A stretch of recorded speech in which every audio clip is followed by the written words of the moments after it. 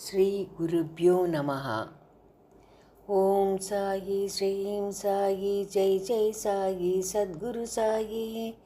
ಓಂ ಸಾಯಿ ಶ್ರೀಂ ಸಾಯಿ ಜೈ ಜೈ ಸಾಯಿ ಸದ್ಗುರು ಸಾಯಿ. ಹೇಮಾಡಪಂತ ವಿರಚಿತ ಶ್ರೀ ಸಾಯಿ ಸಚ್ಚರಿತೆ 5ನೇಯ ಅಧ್ಯಾಯ. ಶ್ರೀ ಸಾಯಿಬಾಬಾರವರು ಚಾಂದ್ ಪಾಟೀಲ್ ಅವರ ಮದುವೆಯ ನಿಬ್ಬಣದ ಜೊತೆಯಲ್ಲಿ ಬಂದ ಬಗೆ, ಸುಸ್ವಾಗತ, ಮಹಾಯೋಗಿಗಳ ಸಂಪರ್ಕ, ಅವರ ಉಡುಗೆ ತೊಡುಗೆ, ನಿತ್ಯ ಜೀವನ, ಪಾದುಕೆಗಳ ಕತೆ, ಮೊಹಿದ್ದೀನ್ ರವರೊಡನೆ ಕುಸ್ತಿ, ಅವರ ಜೀವನದ ಬದಲಾವಣೆ, ನೀರನ್ನು ಎಣ್ಣೆಯಾಗಿ ಪರಿವರ್ತಿಸಿದ ಬಗೆ, ಕಪಟ ಗುರು ಜೌಹರ್ ಆಲಿ. ಚಾಂದ್ ಪಾಟೀಲರ ಮದುವೆಯ ನಿಬ್ಬಣದ ಜೊತೆಯಲ್ಲಿ ಬಾಬಾರವರು ಹಿಂತಿರುಗಿದುದು. ಚಾಂದ್ ಪಾಟೀಲ ಔರಂಗಾಬಾದ ಜಿಲ್ಲೆಯಲ್ಲಿ ದೂಪಹಳ್ಳಿಯ ಮಹಮ್ಮದೀಯ ಸಾಹುಕಾರ. ಅವನು ಔರಂಗಾಬಾದಿಗೆ ಪ್ರಯಾಣ ಬೆಳೆಸುವಾಗ ತಮ್ಮ ಕುದುರೆಯನ್ನು ಕಳೆದುಕೊಂಡನು. 2 ತಿಂಗಳ ಕಾಲ ಹುಡುಕಿ ಬಹಳ ಬೇಸತ್ತಿದ್ದನು. ನಿರಾಶನಾಗಿ ಔರಂಗಾಬಾದಿಗೆ ಹಿಂತಿರುಗುತ್ತಿದ್ದಾಗ ದಾರಿಯಲ್ಲಿ ಒಂದು ಮಾವಿನ ಮರದ ಕೆಳಗೆ ಕುಳಿತಿದ್ದ ಫಕೀರನನ್ನು ಕಂಡನು. ಚಾಂದ್ ಪಾಟೀಲನ್ನು ನೋಡಿದ ಫಕೀರನು ಅವನನ್ನು ಕರೆದು ತಾನು ಸೇದುತ್ತಿದ್ದ ಹುಕ್ಕಾವನ್ನು ಅವನಿಗೆ ಕೊಟ್ಟು ವಿಚಾರವೇನೆಂದು ಪ್ರಸ್ತಾಪಿಸಿದನು. ಅವನು ಕುದುರೆಯನ್ನು ಕಳೆದುಕೊಂಡ ಸಮಾಚಾರವನ್ನು ತಿಳಿಸಿದನು. ಇದನ್ನು ಕೇಳಿದ ಫಕೀರನು, ಎಲ್ಲಿಯೇ ಹಳ್ಳದ ಬಳಿ ಹೋಗಿ ನೋಡು, ಅಲ್ಲಿದೆ ಎಂದನು. ಚಾಂದ್ ಪಾಟೀಲನು ಅಲ್ಲಿಗೆ ಹೋಗಿ ನೋಡಲು ತನ್ನ ಕುದುರೆ ಅಲ್ಲಿ ಮೇಯುತ್ತಿರುವುದನ್ನು ಕಂಡು ಆನಂದಭರಿತನಾಗಿ ಈ ಫಕೀರನು ಸಾಮಾನ್ಯನಲ್ಲ ಎಂದು ಮನಸ್ಸಿನಲ್ಲಿ ಯೋಚಿಸಿ ಕುದುರೆಯೊಡನೆ ಫಕೀರನ ಕಡೆಗೆ ಹಿಂತಿರುಗಿದನು. ಅಷ್ಟು ಹೊತ್ತಿಗಾಗಲೇ ಹುಕ್ಕಾ ತಯಾರಾಗಿತ್ತು. ಆದರೆ ಬಟ್ಟೆ ಒದ್ದೆ ಮಾಡಲು ನೀರು, ಹೊಗೆ ಸೊಪ್ಪು ಹೊತ್ತಿಸಲು ಬೆಂಕಿಯೂ ಬೇಕಾಗಿದ್ದಿತು. ಆಗ ಆ ಫಕೀರನು ಸಟಕಾದಿಂದ ನೆಲಕ್ಕೆ ಹೊಡೆದ ಕೂಡಲೇ ಬೆಂಕಿ ಉತ್ಪತ್ತಿಯಾಯಿತು.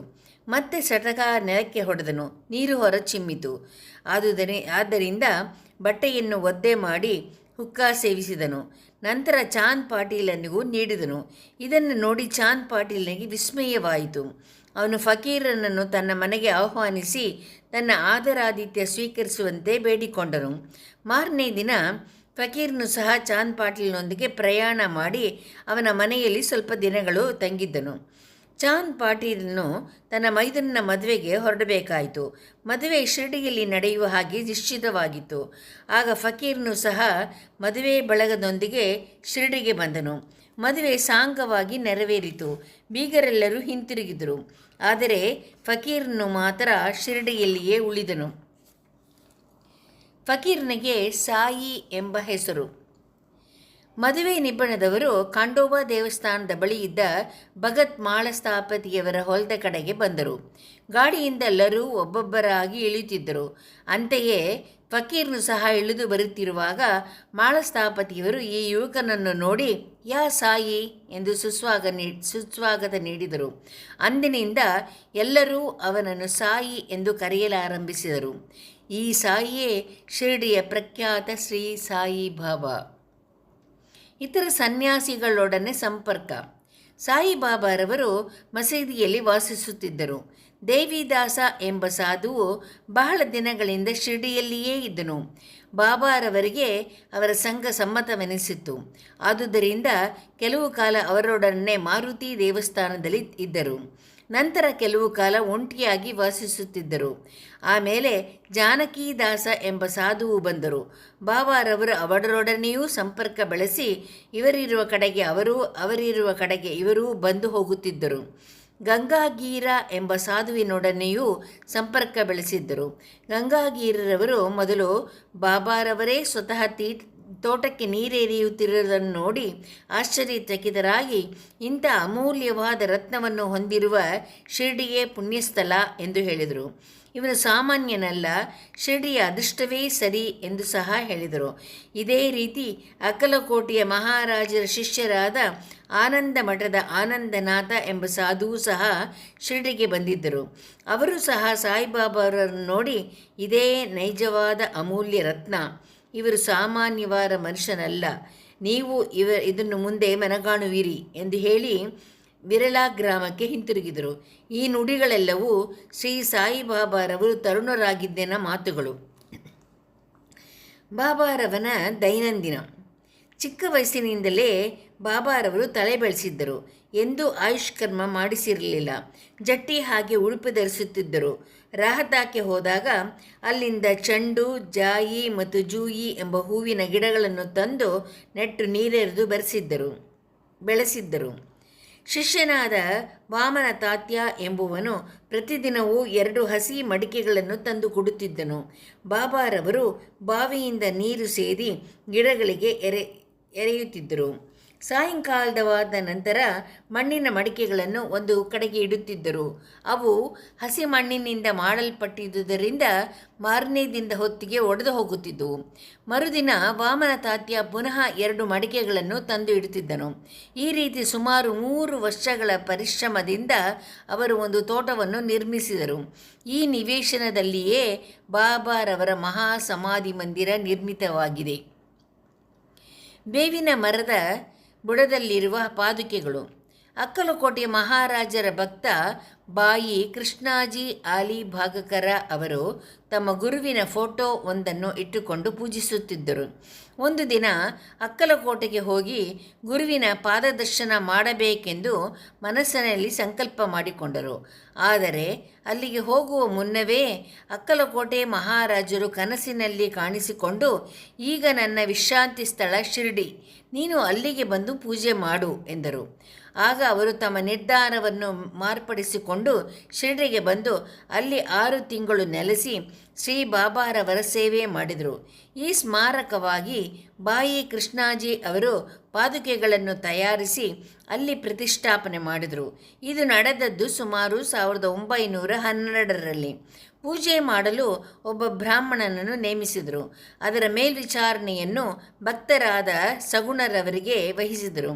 ಕಥೆಯ ಪೂರ್ಣ ವಿವರ ಈ ರೀತಿ ಇದೆ. ಇದನ್ನು ಸಾಯಿಬಾಬಾ 2ನೇ ಸಂಗ್ರಹದ ಮೊದಲ ಸಂಚಿಕೆಯ 25ನೇ ಪುಟದಲ್ಲಿ ಕಾಣಬಹುದು.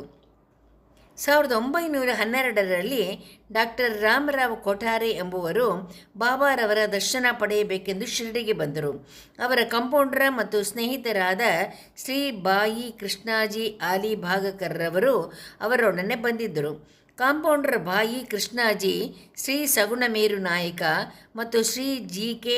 ದೀಕ್ಷಿತ ಅವರು ಆಪ್ತ ಸ್ನೇಹಿತರುಗಳಾಗಿದ್ದರು. ಇವರು ಕಲಿತು ಅನೇಕ ವಿಚಾರಗಳನ್ನು ಪ್ರಸ್ತಾಪಿಸುತ್ತಿರುವಾಗ ಸಾಯಿಬಾಬಾರವರು ಮೊದಲು ಶಿರ್ಡಿಗೆ ಬಂದ ಗುರುತಿಗಾಗಿ ಪವಿತ್ರವಾದ ಬೇವಿನ ವೃಕ್ಷದ ಕೆಳಗೆ ಒಂದು ಸ್ಮಾರಕವನ್ನು ನಿರ್ಮಿಸಬೇಕೆಂದು ನಿಶ್ಚಯಿಸಿದರು. ಸ್ಮಾರಕದ ಸಂಕೇತ ಪಾದುಕೆಗಳೆಂದು ತೀರ್ಮಾನಿಸಿ ಅವುಗಳನ್ನು ಒಂದು ಶಿಲೆಯಲ್ಲಿ ಮಾಡಿಸಬೇಕೆಂಬ ನಿರ್ಧಾರಕ್ಕೆ ಬಂದರು. ಕೊಠಾರೆಯವರು ಸ್ನೇಹಿತರಾದ ಕಾಂಪೌಂಡರವರು ಈ ವಿಚಾರವನ್ನು ಡಾಕ್ಟರ್ ರಾಮರಾವ ಕೊಠಾರೆಯವರಿಗೆ ತಿಳಿಸಿದರೆ ಅವರು ಒಳ್ಳೆಯ ಪಾದುಕೆಗಳನ್ನು ಮಾಡಿಸುತ್ತಾರೆ ಎಂದು ಹೇಳಿದರು. ಸರ್ವರು ಸಮ್ಮತಿಸಿದ ನಂತರ ಡಾಕ್ಟರ್ ಕೊಠಾರೆಯವರಿಗೆ ಈ ವಿಷಯ ತಿಳಿಸಿದರು. ಅವರೇ ಸ್ವತಃ ಶಿರ್ಡಿಗೆ ಬಂದು ತಾವು ಹಾಕಿದ ಯೋಜನೆಯ ನಕಲನ್ನು ಶ್ರೀ ಉಪಾಸನಿ ಮಹಾರಾಜರವರಿಗೆ ತೋರಿಸಿದರು. ಅವರು ಅದಕ್ಕೆ ಕೆಲವು ತಿದ್ದುಪಡಿಗಳನ್ನು ಸೂಚಿಸಿದರು. ಅದರಲ್ಲಿ ಕಮಲ ಪುಷ್ಪವನ್ನು ಕೆತ್ತಿ ಶಂಖ ಚಕ್ರ ಇತ್ಯಾದಿಗಳನ್ನು, ಬೇವಿನ ಮರದ ಶ್ರೇಷ್ಠತೆ ಮತ್ತು ಬಾಬಾರವರ ಮಹಿಮೆಯನ್ನು ಕುರಿತಾದ ಈ ಶ್ಲೋಕವನ್ನು ಕೆತ್ತಿಸಲು ಸಲಹೆ ನೀಡಿದರು. ಸದಾ ನಿಂಬು ವೃಕ್ಷಸ್ಯ ಮೂಲಾದಿವಾಸಾತ್ ಸುಧಾ ಸ್ರಾವಿಣಂ ತಿಕ್ತಮಪ್ಯಪ್ರಿಯತಂ ತರುಂ ಕಲ್ಪವೃಕ್ಷಾದಿಕಂ ಸಾಧಯಂತಂ ನಮಾಮೀಶ್ವರಂ ಸದ್ಗುರುಂ ಸಾಯಿನಾಥಂ. ಅರ್ಥ: ದೇವ, ಕಲ್ಪವೃಕ್ಷಕ್ಕೂ ಮಿಗಿಲಾದ ಆ ಬೇವಿನ ಮರದ ಬುಡದಲ್ಲಿ ಕುಳಿತಿರುವುದರಿಂದಲೇ ಅದರಿಂದ ಬರುವ ಕಹಿ ರಸಕ್ಕೆ ಬದಲಾಗಿ ಅಮೃತವು ಸುರಿಯುವಂತೆ ಮಾಡಿರತಕ್ಕ ಪರಮೇಶ್ವರನೇ ನೀನಾಗಿರುವೆ. ನಿನಗೆ ನಮಸ್ಕಾರಗಳು. ಬೇವಿನ ಮರದ ರಸವೇ ಅಮೃತ, ಏಕೆಂದರೆ ಅದಕ್ಕೆ ಸರ್ವ ರೋಗಗಳನ್ನೂ ವಾಸಿ ಮಾಡುವ ಗುಣವಿದೆ. Meaning: I bow to the Lord Sainath, who by his constant stay at the foot of the neem tree made it sweet, which though bitter and unpleasant was yet oozing nectar. the oozing of the tree is called amrit, that is nectar, on account of its healing properties. It excels the kalpavriksha. ಉಪಾಸನೆಗಳವರ ಮೇಲಿನ ಸಲಹೆಯನ್ನು ಒಪ್ಪಿಕೊಂಡು ಅದೇ ರೀತಿ ಪಾದುಕೆಗಳನ್ನು ಮಾಡಿಸಿ ಮುಂಬಯಿಯ ಕಾಂಪೌಂಡರನ್ನು ಶಿರ್ಡಿಗೆ ಕಳಿಸಿದರು. ಬಾಬಾರವರು ಅವುಗಳನ್ನು ಶ್ರಾವಣ ಶುದ್ಧ ಪೌರ್ಣಿಮೆಯ ದಿನ ಪ್ರತಿಷ್ಠಾಪಿಸಬೇಕೆಂದು ತಿಳಿಸಿದರು. ಆ ದಿವಸ 11 ಗಂಟೆಗೆ ಸರಿಯಾಗಿ ಶ್ರೀ ಜಿ.ಕೆ. ದೀಕ್ಷಿತರು ಪಾದುಕೆಗಳನ್ನು ಸಕಲ ರಾಜ ಮರ್ಯಾದೆಗಳಿಂದ ಖಂಡೋಬಾ ದೇವಸ್ಥಾನದಿಂದ ದ್ವಾರಕಾಮಾಯಿಗೆ ತಂದರು. ಬಾಬಾರವರು ಅವುಗಳನ್ನು ಸ್ಪರ್ಶಿಸಿ, ಇವು ಆ ಪರಮಾತ್ಮನ ಚರಣಾರವಿಂದಗಳು, ಇವುಗಳನ್ನು ಬೇವಿನ ಮರದಡಿಯಲ್ಲಿ ಪ್ರತಿಷ್ಠಾಪಿಸಿ ಎಂದರು. ಇದಕ್ಕೆ ಹಿಂದಿನ ದಿನ ಮುಂಬಯಿಯ ಪ್ರಸ್ತಾ ಸೇಠ ಎಂಬುವರು 25 ರೂಗಳನ್ನು ಕಳುಹಿಸಿದ್ದರು. ಬಾಬಾರವರು ಅವುಗಳನ್ನು ಪಾದುಕಾ ಪ್ರತಿಷ್ಠಾಪನೆಗೆ ಖರ್ಚಿಗೆ ಕೊಟ್ಟರು. ಅದರ ಜೊತೆಗೆ ಚಂದಾ ಹಣದಿಂದ 75 ರೂಗಳನ್ನು ಸೇರಿಸಿ ಒಟ್ಟು 100 ರೂಗಳನ್ನು ಸಮಾರಂಭಕ್ಕೆ ಉಪಯೋಗಿಸಲಾಯಿತು. ಮೊದಲು 5 ವರ್ಷಗಳವರೆಗೆ ಶ್ರೀ ದೀಕ್ಷಿತರವರು, ನಂತರ ಲಕ್ಷ್ಮಣ ಕಾಚೇಶ್ವರರು ಪೂಜಾ ವಿಧಿಗಳನ್ನು ನೆರವೇರಿಸುತ್ತಿದ್ದರು. ಮೊದಲು 5 ವರ್ಷಗಳ ದೀಪದ ಖರ್ಚಿಗೋಸ್ಕರ ಡಾಕ್ಟರ್ ಕೊಠಾರೆಯವರು ಪ್ರತಿ ತಿಂಗಳು 3 ರೂಗಳನ್ನು ಕಳಿಸುತ್ತಿದ್ದರು ಮತ್ತು ಪಾದುಕೆಯ ಸುತ್ತ ನೆಡಲು ಕಂಬಗಳನ್ನು ಕಳುಹಿಸಿದರು. ಮೇಲ್ಛಾವಣಿಯ ಖರ್ಚನ್ನು ಶ್ರೀ ಸಗುಣ ಮೇರು ನಾಯ್ಕರವರು ವಹಿಸಿಕೊಂಡರು. ನಂತರ ನಾನಾ ಚೌಪದಾರರವರಿಂದ ಪೂಜೆಯು ಶ್ರೀ ಸಗುಣ ಮೇರು ನಾಯ್ಕರವರಿಂದ ಪ್ರತಿದಿನ ಸಾಯಂಕಾಲ ನೈವೇದ್ಯ, ಅರ್ಪಣೆ ಮತ್ತು ಆರತಿಯು ನಡೆಹತ್ತಿದವು. ಬಾಯಿ ಕೃಷ್ಣಾಜಿಯವರು ಮೊದಲು ಅಕ್ಕಲಕೋಟೆ ಮಹಾರಾಜರ ಭಕ್ತರಾಗಿದ್ದರು. ಪಾದುಕಾ ಪ್ರತಿಷ್ಠಾಪನಾ ಸಮಾರಂಭದಲ್ಲಿ ಶಿರಡಿಗೆ ಬಂದರು. ಬಾಬಾರವರ ದರ್ಶನ ಪಡೆದ ನಂತರ ಅಕ್ಕಲಕೋಟೆಗೆ ಪ್ರಯಾಣ ಮಾಡಬೇಕು ಎಂದಿದ್ದರು. ಹೊರಡಲು ಬಾಬಾರವರ ಅನುಮತಿ ಬೇಡಿದರು. ಆಗ ಬಾಬಾರವರು, ಅಕ್ಕಲಕೋಟೆಯಲ್ಲಿ ಏನಿದೆ, ಅಲ್ಲಿಗೇಕೆ ಹೋಗಬೇಕು? ಅಲ್ಲಿನ ಮಹಾರಾಜನು ನಾನೇ ಇಲ್ಲಿದ್ದೇನೆ ಎಂದರು. ಇದನ್ನು ಕೇಳಿ ಬಾಯಿ ಕೃಷ್ಣಾಜಿ ಅವರು ಅಕ್ಕಲಕೋಟೆಗೆ ಹೋಗಲೇ ಇಲ್ಲ. ನಂತರ ಅವರು ಶಿರ್ಡಿಗೆ ಆಗಾಗ್ಗೆ ಬಂದು ಹೋಗುತ್ತಿದ್ದರು. ಶ್ರೀ ಬಿ.ವಿ. ದೇವರವರು ಶ್ರೀ ಹೇಮಾಡ ಪಂತರವರಿಗೆ ಈ ವಿಷಯ ತಿಳಿಸಿರಲಿಲ್ಲ ಎಂದು ತೋರುತ್ತದೆ. ಹಾಗೆ ತಿಳಿಸಿದ್ದ ಪಕ್ಷದಲ್ಲಿ ಸಚ್ಚರಿತೆಯಲ್ಲಿ ಹೇಮಾಡ ಪಂತರು ಈ ವಿಷಯವನ್ನು ನಮೂದಿಸದೇ ಇರುತ್ತಿರಲಿಲ್ಲ. ಮೊಹಿದ್ದೀನ್ ತಾಂಬೋಳಿಯವರೊಡನೆ ಕುಸ್ತಿ ಮತ್ತು ಅವರ ಜೀವನದಲ್ಲಿ ಬದಲಾವಣೆ. ಶಿರ್ಡಿಯಲ್ಲಿ ಮೊಹಿದ್ದೀನ್ ತಾಂಬೋಳಿ ಎಂಬ ಜಟ್ಟಿ ಇದ್ದನು. ಕೆಲವು ವಿಷಯಗಳಲ್ಲಿ ಬಾಬಾರವರಿಗೂ ಅವನಿಗೂ ಒಮ್ಮತವಾಗದೇ ಇದ್ದರೂ ಕುಸ್ತಿ ಮಾಡಿದರು. ಬಾಬಾರವರು ಸೋತರು. ಅಂದಿನಿಂದ ಬಾಬಾರವರು ತಮ್ಮ ದೈನಂದಿನ ಉಡುಪನ್ನು ಬದಲಾಯಿಸಿದರು. ಒಂದು ನಿಲುವಂಗಿಯನ್ನು ಧರಿಸಿ ತಲೆಗೆ ಬಟ್ಟೆ ಸುತ್ತಿದರು. ಆಸನಕ್ಕೆ ಗೋಣಿ ಚೀಲವನ್ನು ಉಪಯೋಗಿಸಲು ಆರಂಭಿಸಿದರು. ಯಾವಾಗಲೂ ತೃಪ್ತಿಯಿಂದ ಇರುತ್ತಿದ್ದರು.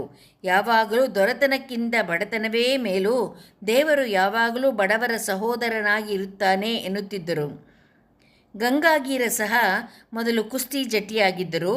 ಇದೇ ತರಹದ ಭಾವನೆ ಅವರಲ್ಲಿಯೂ ಮೂಡಿ ಸಂಸಾರವನ್ನು ತ್ಯಜಿಸಿ ಸ್ವಾನುಭಾವ ಪಡೆಯಲೋಸುಗ ಇದೇ ರೀತಿ ಪರಿವರ್ತನೆಯಾಗಿ ಪುಣತಾಂಬೆ ನದಿಯ ದಡದಲ್ಲಿ ಮಠವನ್ನು ಸ್ಥಾಪಿಸಿ ಶಿಷ್ಯರುಗಳೊಡನೆ ಅಲ್ಲಿ ವಾಸ ಮಾಡುತ್ತಿದ್ದರು.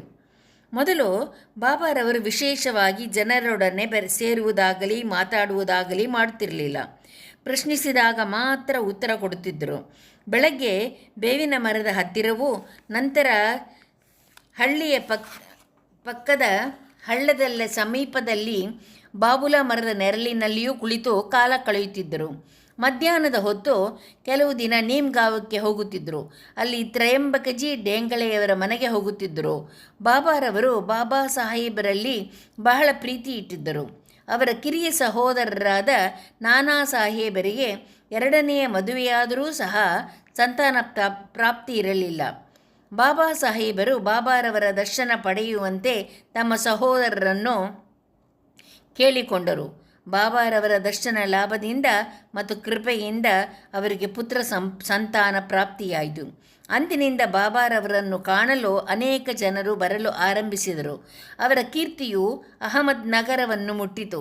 ಆಗ ನಾನಾ ಸಾಹೇಬ ಚಾಂದೋರಕರ ಅವರನ್ನು ಮತ್ತು ಕೇಶವ ಚಿದಂಬರ ಮುಂತಾದವರು ಶಿರ್ಡಿಗೆ ಬರುವಂತಾಯಿತು. ಹಗಲಿನಲ್ಲಿ ಬಾಬಾರವರನ್ನು ಭಕ್ತರು ಎಡಬಡದೆ ಮುಕ್ತಿಗೊಳ್ಳುತ್ತಿದ್ದರು. ರಾತ್ರಿ ಹೊತ್ತು ಅವರು ದ್ವಾರಕಾಮಾಯಿಯಲ್ಲಿ ನಿದ್ರಿಸುತ್ತಿದ್ದರು. ಬಾಬಾರವರ ಆಗಿನ ಆಸ್ತಿ ಎಂದರೆ ಹುಕ್ಕ ಸೇದುವ ಚಿಲುಮೆ, ನಿಲುವಂಗಿ, ಒಂದು ತಗಡಿನ ಪಾತ್ರೆ, ಒಂದು ಕೋಲು, ಒಂದು ಬಟ್ಟೆಯನ್ನು ತಲೆಗೆ ಕಟ್ಟಿದ ನಂತರ ಅದರ ಕೊನೆಯನ್ನು ಸುತ್ತಿ ಹಿಂದಿನಿಂದ ಎಡಭಾಗದ ಕಿವಿಯ ಮೇಲೆ ಇಳಿಬಿಡುತ್ತಿದ್ದರು. ಗೋಣಿ ಚೀಲವೇ ಅವರ ಆಸನವಾಗಿದ್ದಿತು. ಚಳಿಯಾದಾಗ ಮಾತ್ರ ದಕ್ಷಿಣದ ಕಡೆಗೆ ಮುಖ ಮಾಡಿಕೊಂಡು ದುನಿಯ ಕಡೆಗೆ ಕುಳಿತುಕೊಳ್ಳುತ್ತಿದ್ದರು. ಆ ದುನಿಯಲ್ಲಿ ತಮ್ಮ ಅಹಂಕಾರ, ಮೋಹ ಮುಂತಾದವುಗಳನ್ನು ಕಾಣಿಕೆಯಾಗಿ ಅರ್ಪಿಸಿದ್ದರು. ಕಾಲಿಗೆ ಪಾದರಕ್ಷೆಗಳನ್ನು ಉಪಯೋಗಿಸುತ್ತಿರಲಿಲ್ಲ. ಅವರಲ್ಲಿ ಮಸೀದಿ ದ್ವಾರಕಾಮಾಯಿಯಾಗಿ 1912ರಲ್ಲಿ ಪರಿವರ್ತನೆ ಹೊಂದಿತು. ನೀರನ್ನು ಎಣ್ಣೆಯಾಗಿ ಪರಿವರ್ತಿಸಿದ್ದು. ಸಾಯಿಬಾಬಾರವರಿಗೆ ದೀಪಗಳೆಂದರೆ ಬಹಳ ಆನಂದ. ಆದುದರಿಂದ ಅವರು ಪ್ರತಿ ಅಂಗಡಿಯ ಬಾಗಿಲಿಗೂ ಹೋಗಿ ಎಣ್ಣೆಯನ್ನು ಭಿಕ್ಷೆ ಬೇಡಿ ತಂದು ದ್ವಾರಕಾಮಾಯಿ ಮತ್ತು ದೇವಸ್ಥಾನದಲ್ಲಿ ದೀಪವನ್ನು ಹಚ್ಚಿ ರಾತ್ರಿಯೆಲ್ಲ ಉರಿಸುತ್ತಿದ್ದರು. ಈ ರೀತಿ ಕೆಲವು ಕಾಲ ನಡೆಯಿತು. ಒಂದು ದಿನ ಅಂಗಡಿಯವರೆಲ್ಲರೂ ಸೇರಿಕೊಂಡು ಬಾಬಾರವರಿಗೆ ಎಣ್ಣೆ ಕೊಡಬಾರದೆಂದು ತೀರ್ಮಾನಿಸಿ ಅವರು ಬಂದಾಗ ಯಾರೂ ಎಣ್ಣೆಯನ್ನು ಕೊಡಲೇ ಇಲ್ಲ. ಬಾಬಾರವರು ರಿಕ್ತ ಹಸ್ತದಿಂದ ಹಿಂತಿರುಗಿದರು. ಯಾವ ಅನುಮಾನವೂ ಇಲ್ಲದೆ ಬರೀ ಮುಕ್ತಿಯನ್ನೇ ಪಣತಿಯಲ್ಲಿಟ್ಟು ತಗಡಿನ ಪಾತ್ರೆಯಲ್ಲಿದ್ದ ಸ್ವಲ್ಪ ಎಣ್ಣೆಗೆ ನೀರು ಬೆರೆಸಿ ಅದನ್ನು ಕುಡಿದರು. ನಂತರ ನೀರನ್ನು ಎಲ್ಲ ಪಣತಿಗಳಲ್ಲಿ ಹಾಕಿಬಿಟ್ಟು ದೀಪಗಳನ್ನು ಹಚ್ಚಿಸಿದರು. ರಾತ್ರಿಯೆಲ್ಲ ಪಣತಿಗಳು ಪ್ರಕಾಶಮಾನವಾಗಿ ಉರಿಯತೊಡಗಿದವು. ಇದನ್ನು ನೋಡಿದ ವರ್ತಕರು ಬಾಬಾರವರಲ್ಲಿಗೆ ಬಂದು ಕ್ಷಮೆ ಬೇಡಿದರು. ಬಾಬಾರವರು ಅವರನ್ನು ಕ್ಷಮಿಸಿ ಇನ್ನು ಮುಂದೆ ಸತ್ಯತನದಿಂದ ನಡೆಯಿರಿ ಎಂದು ಉಪದೇಶ ಮಾಡಿ ಕಳಿಸಿದರು. ಕಪಟ ಗುರು ಜವಾಹರ್ ಅಲಿ. ಕುಸ್ತಿ ಘಟನೆ ಜರುಗಿದ 5 ವರ್ಷಗಳ ನಂತರ ಅಹಮದ್ ನಗರದಿಂದ ಜವಾಹರ್ ಅಲಿ ಎಂಬ ಫಕೀರನು ತನ್ನ ವೃಂದದೊಡನೆ ಶಿರ್ಡಿಗೆ ಬಂದು ಅಲ್ಲಿಯ ವೀರಭದ್ರ ಸ್ವಾಮಿ ದೇವಸ್ಥಾನದ ಹತ್ತಿರದಲ್ಲಿದ್ದ ದೊಡ್ಡ ಕೊಠಡಿಯೊಂದರಲ್ಲಿ ಬಿಡಾರ ಮಾಡಿದನು. ಅವನು ಒಳ್ಳೆಯ ವಿದ್ವಾಂಸನಾಗಿದ್ದನು. ತನ್ನ ಮಧುರವಾದ ಕಂಠದಿಂದ ಕುರಾಣವೆಲ್ಲವನ್ನೂ ಗಂಟಪಾಠ ಮಾಡಿದ ಹಾಗೆ ಹೇಳುತ್ತಿದ್ದನು. ಹಳ್ಳಿಯ ಜನರೆಲ್ಲರೂ ಅವನನ್ನು ಗೌರವಿಸತೊಡಗಿದರು. ಜನರ ಸಹಾಯದಿಂದ ವೀರಭದ್ರ ಸ್ವಾಮಿ ದೇವಸ್ಥಾನದ ಎದುರಿನಲ್ಲಿ ಈದ್ಗಾ ಕಟ್ಟಲು ಪ್ರಯತ್ನಪಟ್ಟನು.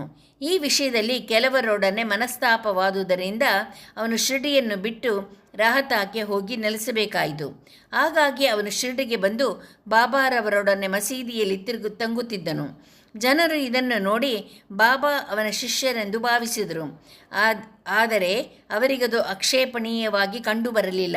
ನಂತರ ಗುರು ಮತ್ತು ಶಿಷ್ಯರಿಬ್ಬರೂ ರಾಹತಾಕ್ಕೆ ಹೋಗಿ ನೆಲೆಸಬೇಕೆಂದು ತೀರ್ಮಾನಿಸಿದರು. ಗುರುವಿಗೆ ಶಿಷ್ಯನ ಯೋಗ್ಯತೆ ತಿಳಿದಿರಲಿಲ್ಲ. ಆದರೆ ಶಿಷ್ಯನಿಗೆ ಮಾತ್ರ ಗುರುವಿನ ಯೋಗ್ಯತೆ ತಿಳಿದಿತ್ತು. ಆದರೂ ಶಿಷ್ಯನು ಅವರನ್ನು ಕೀಳಾಗಿ ಕಾಣುತ್ತಿರಲಿಲ್ಲ. ಶಿಷ್ಯನು ಗುರುವಿನ ಕೆಲಸಗಳನ್ನು ಅತಿ ಜಾಗರೂಕತೆಯಿಂದ ವೀಕ್ಷಿಸುತ್ತಿದ್ದನು. ಶಿಷ್ಯನು ಅನೇಕ ಸಲ ರಾಹತಾಕ್ಕೆ ಹೋಗುತ್ತಿದ್ದನು. ಅವನ ಮುಖ್ಯ ಸ್ಥಾನ ರಾಹತ ಆಗಿತ್ತು. ಶಿರ್ಡಿಯ ಬಾಬಾರವರ ಭಕ್ತರಿಗೆ ಇದು ಸಮ್ಮತವಾಗಿರಲಿಲ್ಲ. ಆದುದರಿಂದ ಅವರೆಲ್ಲೂ ಬಾಬಾರವರಲ್ಲಿಗೆ ಗುಂಪು ಕಟ್ಟಿಕೊಂಡು ಹೊರಟರು. ಬಾಬಾ ಅವರನ್ನು ಈದ್ಗಾ ಹತ್ತಿರ ಸಂದರ್ಶಿಸಿದಾಗ ಅವರು, ನನ್ನ ಫಕೀರನು ಬಹಳ ಕೋಪಿಷ್ಟ, ಅವನು ಬರುವುದರೊಳಗೆ ಹಿಂತಿರುಗಿ. ಅಷ್ಟು ಹೊತ್ತಿಗೆ ಫಕೀರನು ಹಿಂತಿರುಗಿದನು. ಮಾತುಕತೆಗಳು ಆದವು. ಆಗ ಗುರು ಮತ್ತು ಚೇಲ ಇಬ್ಬರು ಶಿರ್ಡಿಗೆ ಹಿಂತಿರುಗಬೇಕೆಂದು ತೀರ್ಮಾನವಾಯಿತು. ಆದ್ದರಿಂದ ಇಬ್ಬರು ಶಿರ್ಡಿಗೆ ಹಿಂತಿರುಗಿದರು. ಕೆಲವು ದಿನಗಳ ನಂತರ ಶಿರ್ಡಿಯ ದೇವಿದಾಸ ಎಂಬುವನಿಂದ ಫಕೀರನ್ನು ಸೋಲಿಸಲ್ಪಟ್ಟು ಶಿರ್ಡಿಯನ್ನು ಬಿಟ್ಟು ಓಡಿದನು. ಬಿಜಾಪುರಕ್ಕೆ ಹೋಗಿ ಕೆಲವು ಕಾಲದ ನಂತರ ಶಿರ್ಡಿಗೆ ಬಂದು ಬಾಬಾರವರ ಮುಂದೆ ಧ್ಯಾನ ಮಾಡತೊಡಗಿದನು. ನಾನು ಗುರು, ಬಾಬಾರವರು ನನ್ನ ಶಿಷ್ಯ ಎಂಬ ದುರಭಿಮಾನವು ಫಕೀರನನ್ನು ಬಿಟ್ಟು ಓಡಿತು. ತನ್ನ ಕೃತ್ಯಕ್ಕೆ ಪಶ್ಚಾತ್ತಾಪ ಪಟ್ಟುಕೊಂಡನು. ಬಾಬಾರವರು ಅವನನ್ನು ಪ್ರೀತಿ, ವಿಶ್ವಾಸ ಮತ್ತು ಗೌರವಗಳಿಂದ ಸತ್ಕರಿಸಿದರು. ಈ ಕಥೆಯಲ್ಲಿ ಬಾಬಾರವರು ಮನುಷ್ಯನು ತನ್ನ ಅಹಂಕಾರವನ್ನು ಹೇಗೆ ತೊರೆಯಬಹುದು ಎಂಬುದನ್ನು ನಿರ್ದೇಶಿಸಿದ್ದಾರೆ. ಮುಂದಿನ ಅಧ್ಯಾಯದಲ್ಲಿ ಶ್ರೀರಾಮನವಮಿ ಸಮಾರಂಭ, ದ್ವಾರಕಾಮಾಯಿ ಇದ್ದ ರೀತಿ, ಅದರ ಪುನರುದ್ಧಾರ ಇತ್ಯಾದಿ ವಿಷಯಗಳನ್ನು ವಿವರಿಸುತ್ತೇನೆ. ಶ್ರೀ ಸಾಯಿ ಪ್ರಣಾಮ. 5ನೇ ಅಧ್ಯಾಯ ಸಂಪೂರ್ಣ.